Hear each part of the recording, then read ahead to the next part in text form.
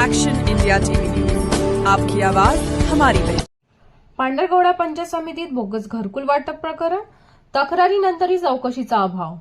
पांढरकवडा पंचायत समिती अंतर्गत अडणे खातारा गट ग्रामपंचायतमध्ये बोगस लाभार्थ्यांना घरकुल योजनेची लाभ दिल्याचा गंभीर आरोप समोर आला आहे। या प्रकरणी गावातील नागरिकांनी लेखी तक्रार करूनही तब्बल 15 दिवस उलटूनही कोणतीही ठोस चौकशी झालेली दिसून येत नाही। गावातील नागरिक कुणाल पेंदोर यांनी संबंधित प्रशासनाकडे तक्रार दाखल केली असून बोगस लाभार्थ्यांची यादी तपासून कारवाई करण्याची मागणी केली आहे। मात्र प्रशासनाकडून अद्याप कोणतीही कार्यवाही किंवा चौकशी झाल्याचे दिसत नसल्याने नागरिकांमध्ये नाराजीचे वातावरण आहे।